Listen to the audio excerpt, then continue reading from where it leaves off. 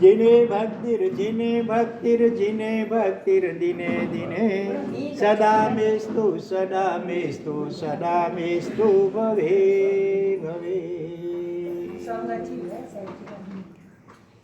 પ્રભુ ભક્તિના અમૃત રસથી ભરપૂર એવું શ્રી વર્ધમાન શક્રસ્તવ, જેમાં હરિહન પરમાત્માના 273 જેટલા વિશિષ્ટ ભક્તિ ગર્ભ વિશેષણોમાંથી અત્યાર સુધીમાં આપણે 194 એટલા વિશેષણો વિચાર્યા. આજે આગળ વધીએ. ચતુર્દશ રજ્વાત્મક જીવ લોક ચૂડામણ હે. પ્રભુ કેવા છે? ચતુર્દશી, ચતુર્દશ એટલે 14, ચતુર અને 10, 4 ને 10 14. રજ્વાત્મક, રજ્જુ, આમ તો રજ્જુ એટલે દોરડી થાય, પણ આવું આખું વિશ્વ, આખું યુનિવર્સ, એને માપવા માટે જૈન દર્શનમાં રજ્જુ નામનું એક માપ વિશેષ આવે છે. રજ્જુ એટલે આમ તો દોરડી, રસ્સી, જે માપવા માટે ટેપ હોય ને.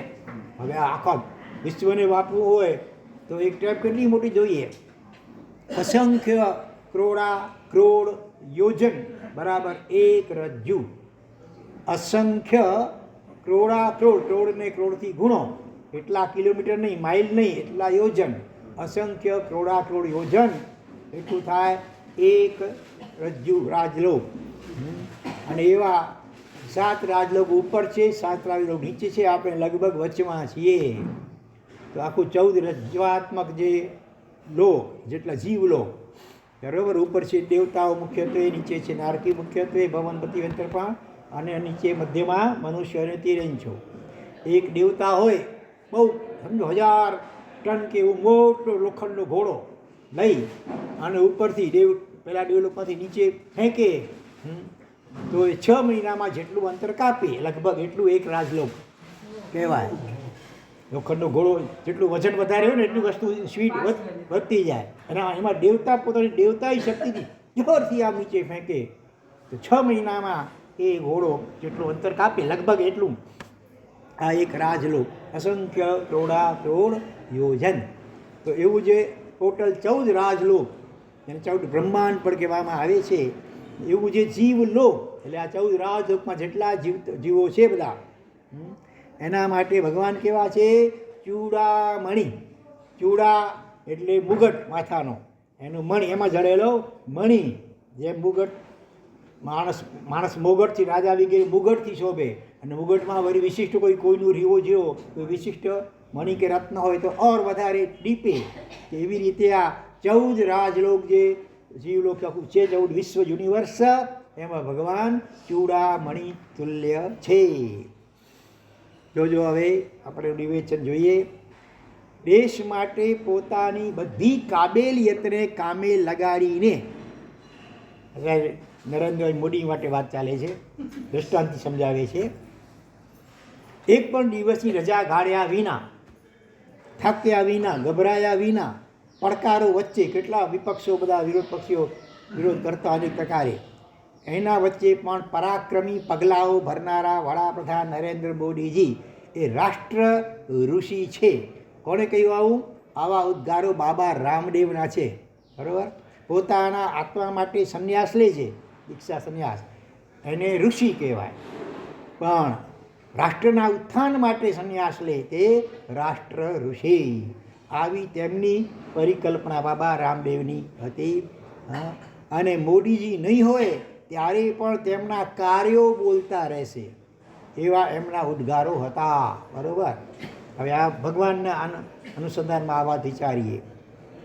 એમણે તો ભારત દેશ માટે જે અત્યારે કરી રહ્યા છે, અને જગતના તમામ જીવોના હિત અને કલ્યાણ માટે કદમ ઉઠાવનારા, અને સ્વયં આત્મકલ્યાણી સાધનાની સફળ ખેડનારા, સોહામણા રાજમહેલને છોડી દેનારા, આખા ખાલી પોતાના આત્માના કલ્યાણ માટે નહીં, જગતના અગણિત જીવો, વધુને વધુ જીવોનું કેમ સર્વ કલ્યાણ સંપૂર્ણ થાય એને માટે ડરામણા અને બિહામણા સંજોગોમાં પણ અવિચલ રહેનારા. મોદી જેમ વિરોધ પક્ષી વચ્ચે અવિચલ રહે. ભગવાન તો કેટલા દેવતાઓ, મનુષ્યો, તિરંજો દ્વારા ઉપસર્ગો થયા, એની વચ્ચે પણ અડીખમ અવિચલ રહેનારા, તપનારા, ઘોર ધ્યાન ધરનારા, અને સર્વ કલ્યાણનો નાદ જગાવનારા, જગતમાં બધા માટે શાસન નામનું નાવડું તરતું મૂકનારા, હા, અને એમની પાછળ ભગવાન મોક્ષમાં જાય પછી પણ ચાલ્યા કરે એ ઉત્સર્ગ અને અપવાદમય માર્ગ સ્થાપી જનારા એવા મારા પ્રભુને નવાજવા માટે કયા શ્રેષ્ઠ શબ્દ શોધું? મૂંઝવણ થાય એમને એકદમ એપ્રોપ્રિએટ હોય એવા. આ મથામણનો અહીં અંત આવી જાય છે. કમાલનો શબ્દ શક્રસ્તવકાર અહીં આપે છે કે 14 રાજ લોકરૂપ સમગ્ર જીવલોકના મસ્તકે મુગટના મણિરૂપ આપ છો મારા પ્રભુ નમન. આ વિશ્વમાંથી ફક્ત અરિહંતને બાકાત રાખી જુઓ તો 14 રાજલોક કેવા લાગશે? ફિક્કા લાગશે. રસોઈમાં મીઠું ન હોય ને તો ફિક્કી લાગે. એમ 14 રાજલોકમાંથી એક ખાલી અરિહંત પરમાત્માને બાદ બાકી કરી લો તો 14 રાજલોક પણ, અને દેવલોકો ભલે 14 રાજલોકમાં હોય તો પણ ભગવાન વગર બધું ફિક્કું છે, સૂનું છે, શુષ્ક છે. તો આ રીતે 14 રાજલોકના મસ્તક માટે મુગટમણી સમાન એવા પ્રભુને અનંત નમન નમન નમન. હવે અહીંયા જોઈએ શું લખે છે? એક મુમુક્ષુએ દીક્ષા લીધી, પછી એની વળી દીક્ષા થઈ. વળી દીક્ષા વખતે પહેલાં મહાવ્રતનું એનું પ્રત્યાખ્યાન છે શું કે કોઈ પ્રાણીને હું પીડીશ નહીં, પીડા કરાવીશ નહીં કોઈની પાસે, અને કોઈ પીડા કરતો હશે તો મનથી પણ એને સમર્થન હું નહીં આપું. તો પ્રભુની કૃપાથી, પ્રભુની આજ્ઞાને સ્વીકારીને અગણિત પુણ્યાત્માઓએ આ વ્રત લીધું છે. અડીધીપમાં કરોડો સાધુ સાધી ભગવંતો, કેટલા લગભગ મુનિ બિહું કોળ સમણા કોળી સહસ્ર 20 અબજ, લગભગ 20 અબજ જેટલા માવીડે 5 માવીડે એટલે ભારતના લો ત્યારે તો એટલા અબજો ગમે જે સાધુ સાધી ભગવંતો છે બધાએ આ વ્રત સ્વીકાર્યું છે. તો પ્રભુએ બધા જ પુણ્યાત્માઓના નાથ છે. તો દ્રવ્ય ભાવ બેઉ રીતે, અને એ મુનિવરો કે સાધ્વીજી દ્વારા જે પ્રાણીઓને અભયદાન મળ્યું તેમના પણ પ્રભુ નાથ છે. અહીંયા આ રીતે આ ઘટાડ્યું આ વિશેષણને. હવે આગળ જોઈએ 196મું વિશેષણ. ચતુરસીતિ લક્ષ જીવ યોની પ્રાણી નાથાય. ચતુરસીતિ એટલે 84, લક્ષ એટલે લાખ, જીવ યોની 84 લાખ જીવ યોનીમાં જેટલા પ્રાણીઓ છે, જીવો છે, એના ભગવાન નાથ છે. શ્રી વિનોબા ભાવે અહિંસાના ખાસ પાલક અને સમર્થક હતા. જૈન ધર્મની અહિંસાનું ઊંડાણ એમને એટલું બધું ગમી ગયું હતું કે કોઈ સભામાં જૈન ધર્મના ભરપેટ એમણે વખાણ કર્યા. ત્યારે કોઈએ તેમને પૂછ્યું કે તમારા ધર્મ કરતાં પણ આ ધર્મ શ્રેષ્ઠ લાગતો હોય તો તેને સ્વીકારી લ્યો ને. અમને જૈન ધર્મ આટલો બધો ગમે છે ને વખાણ કરો છો તો પછી સ્વીકારી લો એને. એ વખતે કોઈ તો જરાક ઇરિટેટ થઈ જાય, ગુસ્સામાં આવી જાય કદાચ આવો પ્રશ્ન પૂછનાર માટે, પણ એ વખતે માનસિક સંતુલન જાળવીને વિનોબાજીએ બહુ માર્મિક જવાબ આપ્યો. શું જવાબ આપ્યો? જો પાણી કરતાં દૂધ ચડિયાતું હોય તો તેમ કેવું જ પડે, બરાબર, પણ એ જાળવવું છે. જૈન ધર્મને અનુમોદના કરી છે, એ વિધાનને પણ જાળવવું છે, છતાં પોતે શા માટે અત્યારે પોતાને જે ધર્મ મળે છે એમાં છે બેને ન્યાય આપવો છે. હા, તો એક રીતે અહીંયા જૈન ધર્મને દૂધ સાથે સરખાયો, પોતાના ધર્મને પાણી સાથે, છતાં હા, પણ માછલી ક્યાં જીવે? પાણીમાં, દૂધમાં નહીં. જૈન ધર્મ દૂધ જેવો છે અને હું કેવું, હું પોતે માછલી જેવો છું અત્યારે, એટલે મારે પાણી, માછલી પાણીમાં જીવે. આ રીતે બેયનું બેલેન્સ જાળવીને જવાબ આપ્યો.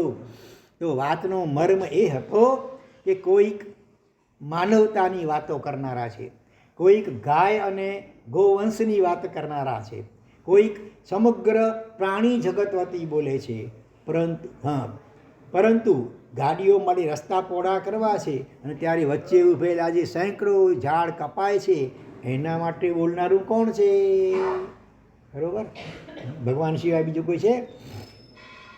માનવતાની વાતો કરે કોઈ ગાય માટે, કોઈ આખા પ્રાણી જગત માટે, પણ વનસ્પતિ કાય વગેરે એકેન્દ્ર જીવો માટે એની રક્ષા માટે ઉપદેશ આપનાર પ્રભુ સિવાય બીજા કોણ છે? અને બીજી જો શાંત અને સર્વંગ સહા પૃથ્વીને સેંકડો મીટર સુધી ખોદીને શોષી લેવાય ત્યારે પૃથ્વી કાયના અસંખ્ય જીવોથી બોલનારું કોણ છે? સુરંગો ફોડવામાં આવે, કેટલું ખોદકામ કરવામાં આવે માનવ જાત માટે ભલે, પણ પૃથ્વી કેવી છે? શાંત અને સર્વમ સહા, પૃથ્વીને સર્વમ બધું સહન કરનારી. હવે મોટા મોટા તોતિંગ પહાડો હોય, નદીઓ વગેરે હોય, મહાસાગરો હોય, બધું સહન કરનારી. એટલે તો ભગવાનને પણ પૃથ્વીની ઉપમા આપી અરવિંદ ભન્નાવલીમાં. બોલો કઈ ગાથા, કઈ લીટી? પૃથ્વી સમા. બોલો હવે પંક્તિ વિચારો છે. આમાં પૃથ્વીની ઉપમા આપવામાં આવી છે. જેની સહન શક્તિ સમીપે પૃથ્વી પણ ઝાંખી પડે, એમ કહ્યું. ભગવાનની સહન શક્તિ સામે હજી પૃથ્વીમાં ધરતીકંપ થાય છે. ભગવાનમાં તો બિલકુલ અડોળ, કેટલા ઉપસર્ગો થયા તો પણ પૃથ્વી જેની સહન શક્તિ સામે પૃથ્વી પણ ઝાંખી પડે. એટલે એકંદરે સહનશીલતામાં ભગવાન સિવાય બીજી કોઈ ઉપમા આપવા જેવી હોય તો એ પૃથ્વી નહીં આપી શકાય. બરાબર? તો સેંકડો મીટરો સુધી ખોદીને શોષી લેવાય. મોટા મોટા રસ્તાઓ, 4 લાઇન મોટા હાઈવે બનતા હોય નેશનલ, ત્યારે કેટલા ઝાડો વગેરે જે આવે એનો કચ્ચર ઘાણ વળતો જાય. બરાબર ને? આ કેટલા જંગલો કપાય છે આજે મોટે પ્રમાણે, એટલે દુકાળો બધે ક્યાંક ક્યાંક પડે છે. તો એને માટે બોલનાર કોણ છે? પૃથ્વીકાના અસંખ્ય જીવો વતી બોલનારું કોણ છે? કે ભાઈ એમાં આંબળા જેટલો આટલો માટીનો ટુકડો લ્યો ને ટેફો, એમાં પણ એટલા અસંખ્ય જીવો હોય. એક એક જીવનું શરીર લગભગ પારીવડા જેવું, કબૂતર જેટલું, તો આખા લાખ યોજન વ્યાસવાળા જંબુદ્વીપમાં પણ સમાય નહીં. માટે વિના કારણે પૃથ્વીને પણ તમે હણો નહીં. એકદમ અનિવાર્ય હોય, જેટલું ન છૂટકે હોય એટલું જ, બાકી વધારે પૈસા વગેરે કમાવાની લાલચ વગેરેમાં બહુ ખાણો ખોદવા ને બધું કરો નહીં. આપણે બોલીએ કે આ બહુ સરસ બનાવ્યું, આવું સગવડ કરી આપી, તો પણ એ પણ ન બોલાય, અનુમોદના ન કરાય. હા, કોઈ રસ્તાની અનુમોદના ન કરાય, કોઈ બિલ્ડિંગો, મકાન, બંગલા, કોઈની અનુમોદના કરાય નહીં. માત્ર દ્રષ્ટાભાવથી જોઈ લેવાય, બરાબર. બાકી અભિપ્રાય આપવો જ નહીં.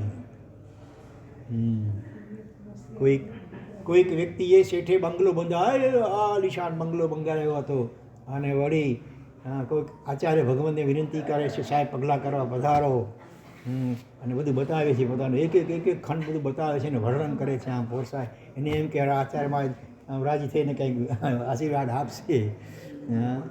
કાંઈ બોલે, ચૂપચાપ જોઈ લે છે. પછી છેલ્લે બહુ આગ્રહ કર્યો હશે કંઈક બોલાવવા માટે, ત્યારે એમણે શું કહ્યું કે ભાગ્યશાળી અને પૈડા લગાવી શકો તો પરલોકમાં સાથે લઈ જઈ શકાય તમારા બંગલાને. સાહેબ પૈડા તો કેમ લાગે? તમે એને ઉપાશ્રય તરીકે જાહેર કરો તો એનું પુણ્ય અને લઈ જાય પરલોકમાં. અને એ શેઠ પણ એ વાત સ્વીકારી લીધું, એને ઉપાશ્રય તરીકે જાહેર કરી દીધો. તો બેફામ વેડફાતા પાણીના ટીપે ટીપે રહેલા, અને એક ટીપામાં અસંખ્ય જીવો છે અપકાયના. પછી પોરા વગેરે બે ઇન્દ્રિય જીવો હોય એ તો અલગ. તો માટે બને ત્યાં સુધી પાણીને ઘૃતની પરે વાવરજે નીર, ઘીની જેમ એક એક ટીપું કેટલું કાળજીથી ઉપયોગ કરો એમ પાણીનો ઉપયોગ કરજો. કરકુશળ આવું બોલનારા ભગવાન સિવાય બીજા કોણ? અને કોઈ ભોગ રસિકના શોખના જંગમાં શહીદ થનારા. હે બાથટબમાં પાણીને સાબુન ભરીને એમાં કલાક સુધી ઉપમા નથી આપ સમજી લો કોણ કલાક સુધી પાણીમાં કોણ રહે. તો અને શાવર બાથમાં અડધું પાણી તો શરીરને અડ્યા વગર સીધું ગટરમાં જાય. તો એ રીતે ભોગ રસિકના શોખના જંગમાં શહીદ થનારા અસંખ્ય અપકાયના જીવો વતી બોલનાર કોણ? ફરિયાદ કરનાર કોણ છે? અથવા એને બચાવવાનો ઉપદેશ આપનાર કોણ છે? પ્રભુ સિવાય. યાદ રહે, જો આજે દુનિયામાં પર્યાવરણને નામે બોલનારા પ્રકૃતિ પ્રેમી છે, ઘણા એવા પ્રકૃતિ પ્રેમી હોય, બધી ઝાડને કાપવાની વગેરે બોલે, પણ શા માટે? પ્રકૃતિની દ્રષ્ટિએ જીવોની રક્ષાનો લક્ષ્ય ન હોય. એમાં જીવ પ્રેમી નથી, પ્રકૃતિ પ્રેમી છે પણ જીવ પ્રેમી નથી. પોતાના ભવિષ્યને સુરક્ષિત રાખવા માટેની એ ચળવળ છે કે ભાઈ જંગલો કપાઈ જશે તો પછી વરસાદની સરખો નહીં વરસે, દુષ્કાળ પડશે, આપણને માણસોને તકલીફ પડશે, માટે ઝાડોને કાપો નહીં એમ કહીને રાજી મળે. પણ વનસ્પતિમાં પણ આપણા જેવી જ ચેતના એના જીવો છે, એને પણ એવી વેદના પીડા વગેરે થાય છે. માટે તમે બિનજરૂરી વૃક્ષો કાપો નહીં. એવું કહેનારા કોણ છે? ભગવાન તો કહે છે કે ભાઈ ઘાસ ને અડો પણ નહીં વિના કારણે. તો ઘાસ ઉપર બિંદાસ લોકો મોર્નિંગ વોક વગેરે કરે. તો અસંખ્ય જીવોના વર્તમાનને સુરક્ષિત રાખવાની તેમાં કોઈ વાત નથી. પર્યાવરણવાદીઓ જે છે ભવિષ્યમાં માનવ જાતને નુકસાન ન થાય એ માટે ઝાડો ન કાપવો કે વનસ્પતિને ન કાપવો એમ કહેનારા છે. પણ વનસ્પતિમાં પણ આપણા જેવી ચેતના, ઘાસમાં પણ આપણે ચાલીએ, આપણા ઉપર કોઈ ટ્રેક્ટર કે ખટારો મોટો આપણા ઉપર ફરે તો મજા આવે ને. હા, પછી ઘાસ ઉપર તમે ચાલો તો એને એવી જ વેદના થાય, તો પીડા થાય. માટે બિનજરૂરી પાણનું પણ તોડાય નહીં, અડાય પણ નહીં હકીકતમાં તો. તો પર્યાવરણનો અક્ષરાકારિક આવો છે. પર્યાવરણવાદીઓ શું કહેતા હોય છે કે વૃક્ષો કાપી નાખશો તો આપણું શું થશે? વૃક્ષોનું શું નહીં, આપણું શું થશે?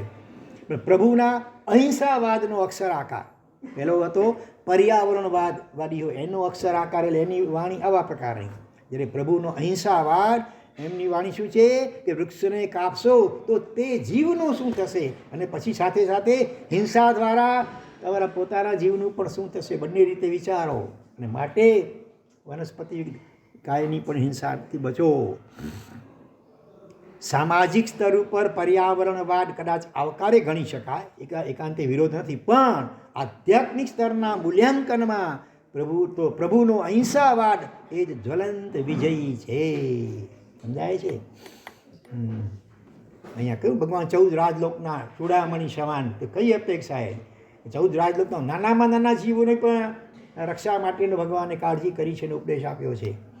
અને એમના ઉપદેશને ઝીલીને કરોડો અબજો ગમે સાધુ સાધી ભગવંતો અઢી દીપમાં એવું જીવન જીવી રહ્યા છે. તો એ બધું ભગવાનના ઉપદેશને આભારી છે. માટે ભગવાનને 14 રાજલોકના ઉપર મુગટમણીની ઉપમા અહીં આપવામાં આવી છે. સૂક્ષ્મ નિગોદના અનંતા જીવો સુધી બધે જ જીવત્વને પ્રભુ પ્રકાશમાં લાવ્યા અને તેની દયાનો ઉપદેશ આપ્યો કે 14 રાજલોક આ સૂક્ષ્મ નિગોદ વગેરેથી ઢાંચીને ભરેલો છે. દયાના પાલનથી તે જીવો જેટલા અંશે બચે છે એની ખાલી જગ્યા પ્રભુને જ ફાળે જાય. અંગ્રેજી શબ્દ છે, ગુજરાતીમાં પણ ઘણી વાર વપરાતો હોય. શું જાય? જેટલા જીવો બચે એની ખાલી જગ્યા પ્રભુને જ ફાળે જાય. અંગ્રેજીમાં પહેલો અક્ષર સી છે. C credit. એટલે ક્રેડિટ એટલે યસ એનો. તે બધા જીવોના નાથ પ્રભુ થયા કરી, બધા જીવોની રક્ષા કરાવી તો એના નાથ થયા. યોગ અને ક્ષેમને કરનાર નાથ કહેવાય. પ્રભુએ આ બધા જીવોની માત્ર દયાની વાત નથી કરી, આગળ વધીને તે દરેકની ખાલી જગ્યાની ભાવનાઓ પણ ભાવી છે. અઢી અક્ષર અઢી અક્ષર ખાલી શબ્દ પહેલો અક્ષર મોક્ષની બચાવીને સવિજીવ કરું શાસન રસી. એ જીવો પણ જલ્દી મનુષ્ય ગતિને પામીને મોક્ષને પામે એવી ભાવના પણ સાથે ભાવી. માત્ર દ્રવ્યથી રક્ષા કરી એટલું નહીં, આગળ વધીને રસ્તા ઉપર દેખાતી મેઘોડ ઉપર પણ આપણે પગ મૂક્યા વગર ચાલી જઈએ છીએ. બરાબર? એમાં પણ ગડબડ છે. તમારા ઘરની બહાર નીકળો ને નીલ ફૂગ સેવાળો હોય એ નિગોડ છે, બાદર નિગોડ છે, એના ઉપર પણ પગ મૂકો એટલે અનંતા જીવો કચ્ચર ગાણ વળ્યો કહેવાય. બને ત્યાં સુધી થોડો ફરીને જવું જોઈએ, પણ નીલ ફૂગ ઉપર ચાલવું જોઈએ જ નહીં. ત્યારે પ્રભુ તો તે બધા જીવો મોક્ષે ક્યારે જશે એની ભાવધારામાં હોય છે. નરેન્દ્ર મોદીનું સૂત્ર શું છે બોલો હિન્દીમાં? સબકા સાથ और सबका विकास. એને પ્રભુમાં લાગુ પડવું હોય તો પ્રભુ માટેનું સૂત્ર શું છે? સબકા સાથ નહીં, એને પેલી સબકા નાથ और सबका વિકાસ. ભગવાન બધાનું યોગક્ષેમ કરવાની વાત કરે છે અને એ રીતે ઉપદેશ આપી અને જીવે છે. વાહ! યથાર્થ કહ્યું છે આ પદમાં કે 84 લાખ જીવાજોનીના તમામ જીવોના નાથ એવા પ્રભુને અનંત નમન નમન નમન. ઓહો, આપણે આગળ આમાં બીજાનું થઈ ગયું વિવેચન. ચતુર્દશીથી લક્ષણનું પહેલાં થઈ ગયું. 14 રાજલોકવાળું અમારે આવી ગયું. ચાલો આગળ વધીએ. પુરુષાર્થ ના થાય અને પરમાર્થ ના થાય, બે વિશેષણો ભેગા છે. ભગવાન કેવા છે? પુરુષાર્થના નાથ અને પરમાર્થના પણ નાથ. જો આપણા જીવનમાં પ્રગટતો એક પણ નાનકડો પુરુષાર્થ એ પ્રભુ કૃપા થકી જ છે. થોડું ઘણું પણ જે કંઈ આપણે સારું આચરણ કરી શકીએ છીએ એની પાછળ પ્રભુની કૃપા અને કરુણા કામ કરી રહી છે. પ્રભુએ આપણને ઉપદેશ આપ્યું અને સાથે એવી ભાવનાઓ ભાવી, એવા આંદોલનો ફેલાવ્યા આખા વિશ્વની અંદર, જેના કારણે આપણને સારા વિચારો, સારા ભાવો. આજે ચારે બાજુ વાતાવરણ કેટલું બધું વિચિત્ર અને કલુષિત છે, એની વચ્ચે પણ જો આપણને કંઈક સારા વિચારો આવે છે. ખાવું કે ખાઉધરા ગલીના જમાનામાં આંબીલ કરવાનું મન થાય છે, વર્ષી તપો અને અઠ્ઠાવીઓ અને માસકમો અને 180 ઉપવાસ કરવાનો ભાવ જાગે છે. કોને આભારી છે? પ્રભુની ઉપદેશ અને કરુણાને આભારી છે. પ્રભુએ પોતાના જીવનમાં જીવીને બતાવ્યું, પછી આપણને ઉપદેશ અને પ્રેરણા આપી છે. તો સંસાર છોડીને સાધુ જીવન ગાળનારા ભાવધારામાં આગળ વધે કે ન વધે, પણ જે પાછા નથી પડતા તે તેમના હૈયે રહેલા ભગવાનના મહત્ત્વના કારણે છે. આવી સ્પષ્ટતા ઇન્દ્રસ્તુતિ ચતુર્વિંશતિકામાં મહોપાધ્યાય સુવિદ્યજી મહારાજે કરેલી છે. સાધુપણું સ્વીકાર્યા પછી પણ ટકવું થઈ સહેલું છે આખી જિંદગી? સાધુપણા કઠિન હૈ ચડના પેર ખજૂર, ચઢે તો ચાખે પ્રેમ રસને, પડે તો ચકના ધૂર. કેવું વિચિત્ર વિલાસી વાયુમંડળ ચારે બાજુ છે, એની વચ્ચે ભર યુવાવસ્થામાં ભર્યું ભર્યું સંસાર ને પરિવાર બધું હોવા છતાંય, કરોડપતિ અબજોપતિ હોવા છતાંય પણ ડૉક્ટર અને એન્જિનિયરો વગેરે પણ દીક્ષા લઈને સુંદર રીતે પાડે છે. એ કોને આભારી છે? પ્રભુને આભારી છે. તો જીવના પુરુષાર્થ અને પાત્રતાને સફળ બનાવતા પ્રભુ અહીં નિમિત્ત કારણ બને છે. આપણી આરાધના અને પુરુષાર્થને પ્રભુ કૃપા થકી માનવાથી આપણી પરાક્રમી આરાધનાના આપણે શેનાથી બચી શકીએ? જે કંઈ આપણાથી સારું થતું હોય એમાં આપણે કે દેવ ગુરુ પશાય, પરમાત્માની કૃપાથી શેનાથી બચાય? અહંકારથી. જેનો અહંકાર મેં કર્યું, એટલા જ માટે આપણે ત્યાં દેવ ગુરુ પસાય બોલવાનો રિવાજ છે. હા, પણ ઘણીવાર વાણીથી બોલી નાખીએ, પણ અંદરમાં ભાવ હોય છે કે નહીં એ જરા આત્મનિરીક્ષણ કરવાથી ખબર પડે. ઘણા કે અઠ્ઠા એ તો મારા માટે સોપારીનો ટુકડો, મેં તો માસ્કમણ કર્યા છે, આમ કર્યું છે, તેમ કર્યું છે. આ શું અહંકાર બોલાવે છે.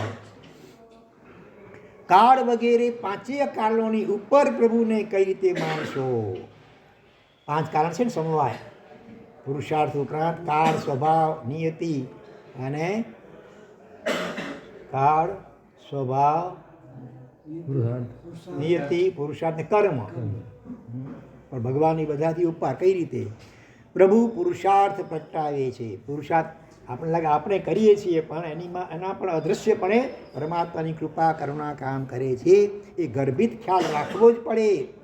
જીવ ઉપાદાન કારણ છે, ત્યાં પ્રભુ કેવા કારણ છે?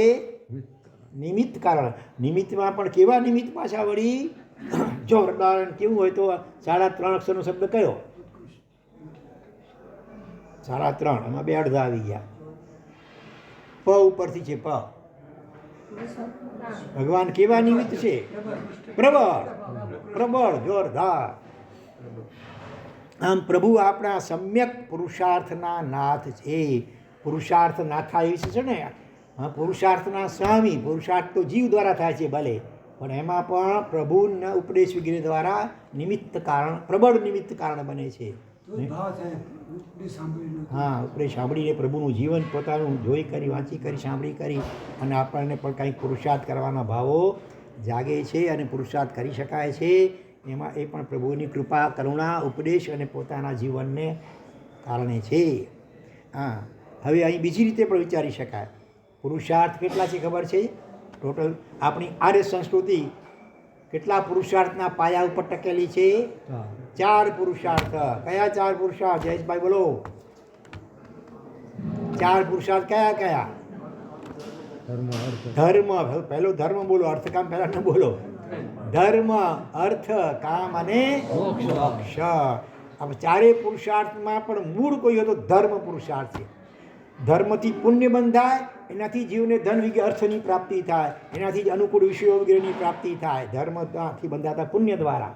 અને ધર્મથી જ મોક્ષ પુરુષાર્થ પણ સર્જાય છે. એ ઠેકાણે મહર્ષિ વ્યાસ, વેદ વ્યાસ, એમણે શું કહ્યું છે કે ધર્માત અર્થશ્ચ ઉર્ધ્વ બાહુર વિરૌમ્યેશ સચક નચ કશ્ચિત શૃણોતિ મેં. હું તો કહે હાથ ઊંચા કરીને રાડો પાડી રહ્યો છું કે આ કેટલો કોઈ સાંભળતું નથી મારી વાત. શું કઈ વાત કે ધર્માત અર્થશ્ચ કામશ્ચ સ કિમર્થમ ન સેવ્યતે. તમે સંસારી જીવો છો, તમને મોક્ષની ભલે અત્યારે નથી પડી, ધારો કે તમને અર્થ અને કામ પ્રિય છે ને બહુ, હા, તો એ પણ એને માટે પણ તમે ધર્મ કરો કે છે. ધર્મથી જ મળશે સમ્યક અર્થ દુનિયામાં, અને ધર્મથી જ અનુકૂળ વિષયોની સામગ્રી વગેરે મળશે. એ દ્રષ્ટિએ પણ તમે ધર્મનું સેવન કરો, ધર્મની ઉપેક્ષા કે આળસ કે વિરોધ વગેરે કે નિંદા ટીકા ન કરો. તો હા, તો ચાર પુરુષાર્થ અર્થ, કામ, ધર્મ અને મોક્ષ. દરેકમાં ધર્મ કઈ રીતે છે? અર્થ પુરુષાર્થમાં ધર્મ પુરુષાર્થ શું ભાઈ? ગમે તેમ કરીને 2 નંબરના ચોપડામાં આડું ધંધા કરીને, ભેળસેળ કરીને, અનીતિ કરીને ધન કમાવો એ ધર્મ અર્થ પુરુષાર્થ નહીં કહેવાય. હા, અર્થાંધતા કહેવાય. બેફામ પડે પાપો કરીને, અનીતિ કરીને, અનેક પ્રકારે ગરીબોને ચૂસીને, લૂંટીને, ગમે તે રીતે ચિકાર ધન કમાવી લો એટલે તમે અર્થ પુરુષાર્થ કર્યો કહેવાય નહીં. એ તો અર્થાંધતા કહેવાય. અર્થ પુરુષાર્થ ક્યારે કહેવાય? એમાં પણ ધર્મ ભળેલો હોય. કઈ રીતે? હા, કે નીતિ અને પ્રામાણિકતાથી જ્યારે અર્થ પુરુષાર્થ નિયંત્રિત બને. નીતિથી કમાવો, બરાબર, પ્રામાણિકતાથી કમાવો, અને પાછો રીતિથી વાપરો. જેમ તેમ વેડફો નહીં, સાથે બધા વ્યસનોમાં ચકચૂર બનીને વેડફો નહીં. અને ચાલો પ્રીતિથી આપો. સમાજમાંથી મેળવેલું છે, અવસરે અવસરે સમાજના સારા કાર્યોમાં તમે એનું યોગદાન પણ આપો, તો એ તમારો અર્થ પુરુષાર્થ કહેવાય, નહીં તો અર્થાંધતા. બરાબર? ફરીથી નીતિથી કમાવો, રીતિથી તમે વાપરો, જેમ તેમ ગેરરીતિથી નહીં, બેફામ પડે નહીં. હા, ત્યારે પૈસા છે તો હાલો જરા ફરન જઈ ફરી આવી, ટૂર મારી આવીએ. હા, એમાં આત્માને શું લાભ? ઉલટું કેટલાક અવગુણો પણ આવી જાય ત્યાંના.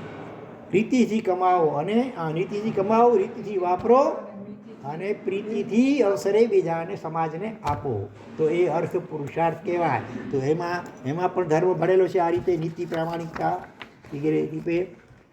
અને કામ પણ પુરુષાર્થ ક્યારે કહેવાય?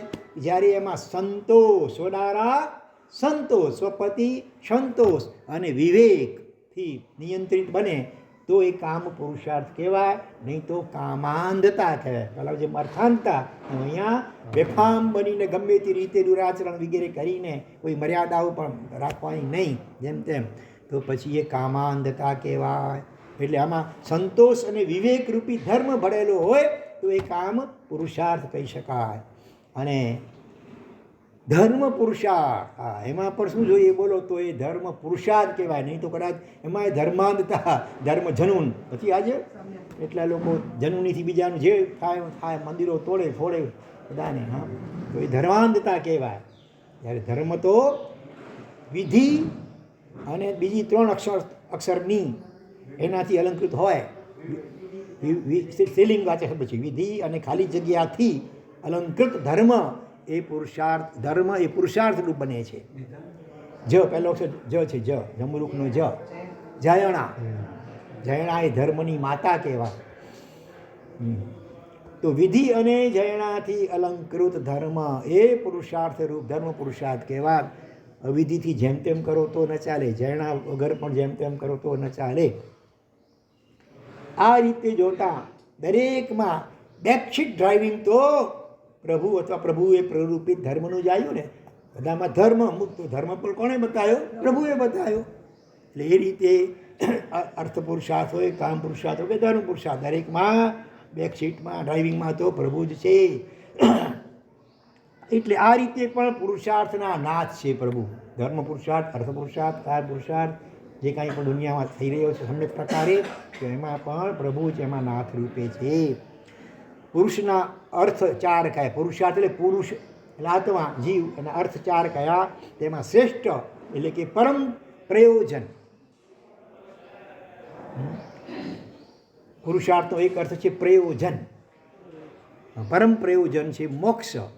અને એ રીતે ધર્મ, અર્થ, કામ પુરુષાર્થ છે, અને મોક્ષ તો પરમ અર્થ છે. આ પુરુષાર્થ ના થાય પછી પરમાર્થ ના થાય, એ વિશેષણ થયું. પરમાર્થ એટલે પરમ અર્થ. અર્થ એટલે અહીંયા પ્રયોજન, અર્થ એટલે પૈસો નહીં, અર્થ એટલે પ્રયોજન. આપણે જે કાંઈ પણ કરીએ છીએ એનો અંતિમ પ્રયોજન શું છે? આપણો મોક્ષ પુરુષ છે. તો એ પણ એના પણ ભગવાન નાથ છે. મોક્ષ સંપન્ન થવાથી પ્રભુ પરમાર્થનાથ બને છે. તો પુરુષાર્થના નાથ અને પરમાર્થના પણ નાથ એવા પ્રભુને નમન નમન નમન. પરમાર્થનાથમાં લખે છે હંસરત્નજી મહારાજ શું કહે છે? બુજને ભવસાગર તારો, ચિહું ગતિના ફેરા વારો, કરુણા કરી પાર ઉતારો, એ વિનંતી મનમાં ધારો. ભક્ત પોતાના પક્ષમાં એવી મજાની દલીલ કરે છે કે સેવક ચૂકે કોઈ ટાણે, પણ સાહિબ મનમાં ન આણે, નીચે અંગીકૃત પરમાણે પોતાનો કરી જાણે. સેવક હોય એનાથી ભૂલચૂક થાય, છોરું કછોરું થાય, પણ માવતર કમાવતર ન થાય. સેવકની ભૂલ જે સાહેબ હોય ખરેખર સાચા, એ બહુ મન ઉપર એની અસર બહુ લે નહીં, એને પ્રેમથી કદાચ સમજાવે પણ એને તગડી ન મૂકે. પ્રભુ બાળકથી ક્યારેક ભૂલ થઈ જાય પણ મનમાં પણ એ વાતને લાવતી નથી, પ્રેમથી ભૂલ સુધારી આપે છે. તમે તો પૂરી સૃષ્ટિની માં છો, હું તમારું બાળક છું. બસ પ્રભુ આ જ સંબંધ સદાને માટે રાખજો હો, હું તમારી શરણે છું. મમ્મી નથી, એમાં છે. તમે મોક્ષદાતા છો જ, તો શું મારે યાદ કરાવવું પડશે કે મને કેમ નહીં મોક્ષ? મને શ્રદ્ધા છે મારી મા પર, એ સતત મારું ધ્યાન રાખી રહી છે. પછી હવે 3 વિશેષણ ભેગા આવે છે. અનાથ નાથાય, જીવ નાથાય, દેવ દાનવ માનવ, સિદ્ધ સેનાધિનાથાય. બધામાં પાછળ નાથ નાથ નાથ શબ્દ છે. અનાથોના પણ નાથ, જીવોના પણ નાથ, દેવો દાનવો માનવો, અને સિદ્ધ સેનના પણ નાથ. ઉપભોક્તાવાદના ઝેરી પવનમાં અસ્તવ્યસ્ત થયેલી વિશ્વ સ્થિતિને જોઈને અલઘોર એક સરસ સચિત્ર પુસ્તક લખે છે. અલઘોર નામનો કોઈ અંગ્રેજી લેખક છે, ફોરેનર્સ. શું લખે છે? An inconvenient truth. An inconvenient truth એટલે કે ગળે ન ઉતરે તેવું એક સત્ય. સત્ય ઘણીવાર કડવું હોય, કદાચ આપણે ગળે ન ઉતરે, ન સમજાય, ન માની ન શકાય એવું, પણ સત્ય હકીકત છે. શું? અલઘોર એટલે વીતેલા દાયકાઓમાં અમેરિકાના ઉપપ્રમુખ ભૂતકાળના, એમનું આ પુસ્તક ગ્લોબલ વોર્મિંગ સામેની સાયરન છે. ગ્લોબલ આખા વિશ્વમાં વોર્મિંગ એટલે ગરમી, ઉષ્ણતામાન ઉત્તરોત્તર વધી રહ્યો છે. આપણે અનુભવીએ છીએ દર વર્ષે ઉત્તરોત્તર, કારણ કે આ બધું પ્રદૂષણોને કારણે જે ઓઝોનનું પડ હોય છે ઉપર આકાશમાં, પર્યાવરણમાં, જે સૂર્યના કિરણો પ્રચંડ તાપને એ ઓછું કરે છે, આપણે સહન કરી શકીએ છીએ. પણ હવે આ એટલું બધું ધુમાડો ને બધો જાય છે ઉપર, આ ફેક્ટરીઓનો વગેરેનો અને અણુબોમ્બ વગેરેના, એને કારણે એ ઓઝોનમાં ઘણી ઠેકાણે ગાબડા પડવા લાગ્યા છે. એટલે એને કારણે સૂર્યનો સીધો તાપ આવે છે, આમ ઓઝોનથી ઘડાઈને આવે, એને બદલે ડાયરેક્ટ સીધો પ્રકાશ અહીંયા સૂર્યનો પડે છે. એને કારણે ગરમી વધી રહી છે, અને એને કારણે મોટા મોટા ઉત્તર ધ્રુવ, દક્ષિણ ધ્રુવમાં એ માઇલો સુધી બરફ જે છવાયેલો છે એ પીગળવા માંડે છે. એને કારણે સમુદ્રમાં પાણી ઓચિંતું ખૂબ વધી જાય છે, અને ક્યારે સુનામી આવે છે, અને ક્યારે આ ડૂબાડી દે સમુદ્ર કાંઠાના જે શહેરો હશે ને, મુંબઈ માટે પણ એક રીતે જોખમ કહેવાય એવી આગાહીઓ થાય છે. હા, ક્યારેક ઓચિંતું સુનામી જેવું થાય, અને કિનારાના ઘણા બધા આપણા પરાઓ વગેરે કદાચ ડૂબી જાય તો નવાઈ નહીં.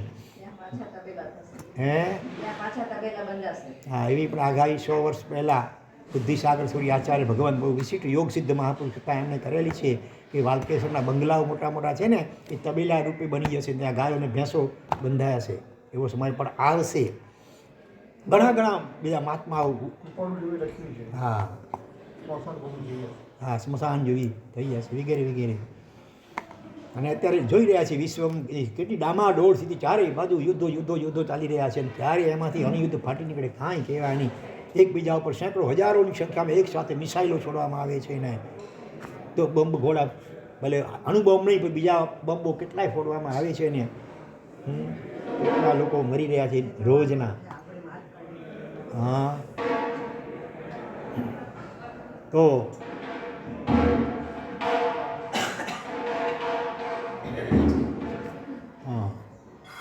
તો હવે હા એની સામે ગ્લોબલ વોર્મિંગ સામે પેલા લેખકે સાયરન વગાડી સાવધાન. એમાં શું લખ્યું છે કે હવે ચાલો આપણે સૌ એક થઈને કોઈ એક નવો ધર્મ સ્થાપીને તેના અનુયાયી બની જઈએ. તે એવો ધર્મ કે જે પાંદડું તોડવામાં પણ પાપ માનતો હોય. અમેરિકાના ઉપપ્રમુખ અલ ગોર એણે આ લખ્યું છે. એવો ધર્મ સ્થાપીએ નવો કે જે એક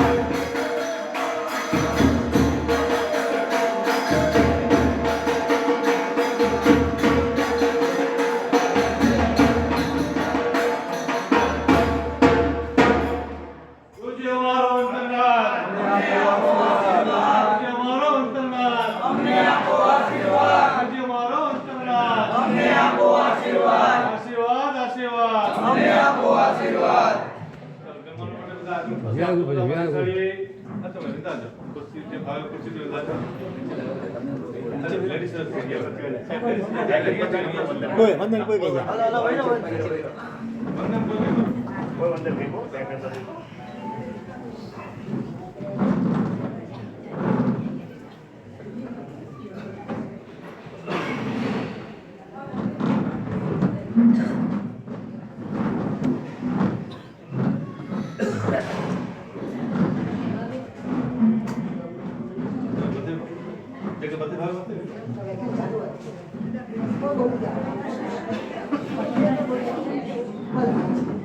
આવજો બધા બેસી જજો. વંદન પછી